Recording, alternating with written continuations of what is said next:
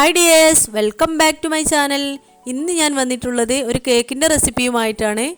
പഴവും മുട്ടയും ഉണ്ടെങ്കിൽ എത്രയും പെട്ടെന്ന് നമ്മുടെ വീട്ടിൽ ഒരു ടേസ്റ്റി ആയിട്ടുള്ള കേക്ക് എങ്ങനെ തയ്യാറാക്കിയെടുക്കാമെന്ന് നമുക്ക് നോക്കാം. അപ്പോൾ എൻ്റെ ഈ ചാനൽ സബ്സ്ക്രൈബ് ചെയ്യാതെ കാണുന്ന കൂട്ടുകാരുണ്ടെങ്കിൽ പ്ലീസ് ഒന്ന് സബ്സ്ക്രൈബ് ചെയ്യണേ. അപ്പോൾ ഈ കേക്ക് ഉണ്ടാക്കാനായിട്ട് ഞാൻ 2 നേന്ത്രപ്പഴമാണ് ഇവിടെ എടുത്തിട്ടുള്ളത്. ഇത് ചെറുതായിട്ടൊന്ന് അരിഞ്ഞെടുക്കണം.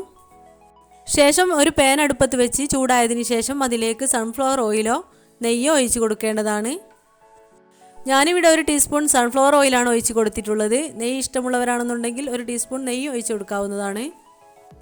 ചൂടായതിനു ശേഷം നിങ്ങളുടെ ഇഷ്ടാനുസരണം കാഷ്നട്ട്സ് ഇട്ട് കൊടുക്കാം. ഇനി ഇതൊന്ന് വറുത്തെടുക്കേണ്ടതാണ്.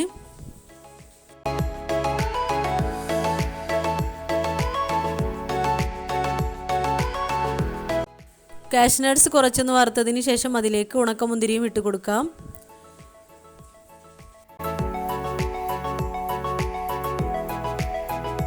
ഇനി ഇതെല്ലാം വറുത്ത് ഒരു പ്ലേറ്റിലേക്ക് മാറ്റി കൊടുക്കേണ്ടതാണ്.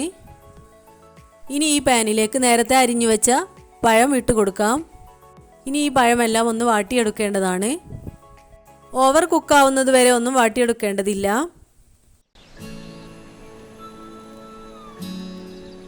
ഇപ്പോൾ പഴമെല്ലാം പാനിൽ കിടന്ന് ഒന്ന് കുക്കായി വന്നിട്ടുണ്ട്.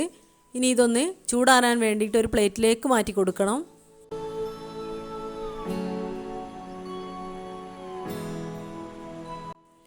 ഇനി ഇതിലേക്ക് 4 മുട്ടയാണ് ഞാൻ എടുത്തിട്ടുള്ളത്.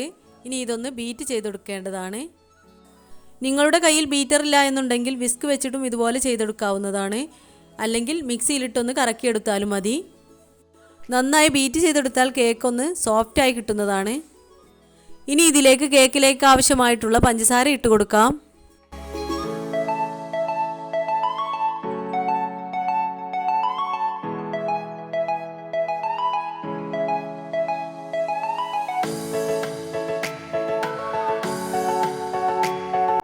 ഇപ്പോൾ മുട്ടയെല്ലാം നന്നായി ബീറ്റ് ചെയ്തെടുത്തിട്ടുണ്ട്. ഇനി ഇതിലേക്ക് ഒരു ഫ്ലേവറിന് വേണ്ടിയിട്ട് ഒരു ഏലക്ക ചതച്ചത് ഇട്ട് കൊടുക്കുന്നുണ്ട്.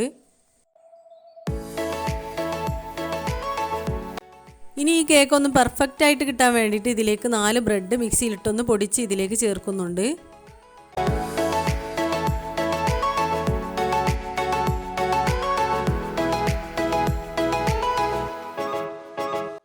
ഇനി ഇതിലേക്ക് നേരത്തെ വാട്ടിയെടുത്ത പഴം ഇട്ട് കൊടുക്കണം.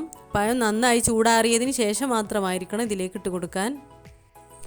കേക്ക് ഡെക്കറേറ്റ് ചെയ്തെടുക്കാൻ വേണ്ടിയിട്ട് കുറച്ച് പഴം ഇതിൽ നിന്ന് മാറ്റി വെക്കുന്നുണ്ട്. ഇനി ഇതൊന്ന് മിക്സ് ചെയ്തെടുക്കണം. ഇനി ഒരു പാൻ അടുപ്പത്ത് വെച്ച് ചൂടായതിന് ശേഷം അതിലേക്ക് 1 ടീസ്പൂൺ സൺഫ്ലവർ ഓയിൽ ഒഴിച്ച് കൊടുക്കണം.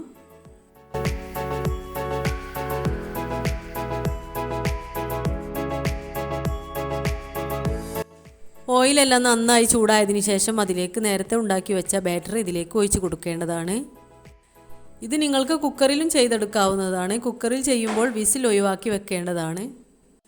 ഇനി ഇതിലേക്ക് നേരത്തെ വറുത്ത് വെച്ച കാഷ്നട്ട്സും ഉണക്കമുന്തിരിയും ഇട്ട് കൊടുക്കാം.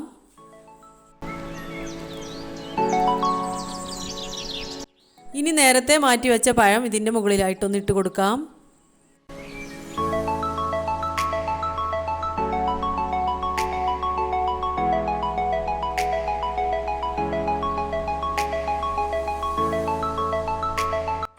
ബാറ്റർ ഒഴിച്ചതിന് ശേഷം തീ ലോ ഫ്ലെയിമിൽ വെക്കേണ്ടതാണ്. ഇനി ഇതൊന്ന് ഒരടപ്പ് വെച്ചിട്ട് അടച്ചു കൊടുക്കേണ്ടതാണ്. ഒരു 20 മിനിറ്റ് ലോ ഫ്ലെയിമിൽ വെച്ചപ്പോഴേക്കും ഈ കേക്ക് കുക്കായി വന്നിട്ടുണ്ട്.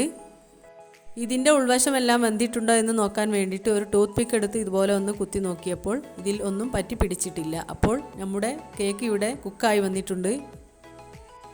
അപ്പോൾ നിങ്ങൾക്ക് ഈ വീഡിയോ ഇഷ്ടപ്പെട്ടു എന്ന് കരുതുന്നു. ഇഷ്ടപ്പെട്ടാൽ ലൈക്ക് ചെയ്യുക, ഷെയർ ചെയ്യുക, കമൻറ്റ് ചെയ്യുക. സബ്സ്ക്രൈബ് ചെയ്യാത്ത കൂട്ടുകാരുണ്ടെങ്കിൽ ഒന്ന് സബ്സ്ക്രൈബ് ചെയ്യണേ. ഇൻഷാ അല്ലാഹ് അടുത്ത നല്ലൊരു വീഡിയോയുമായി കാണുന്നത് വരെ ബൈ.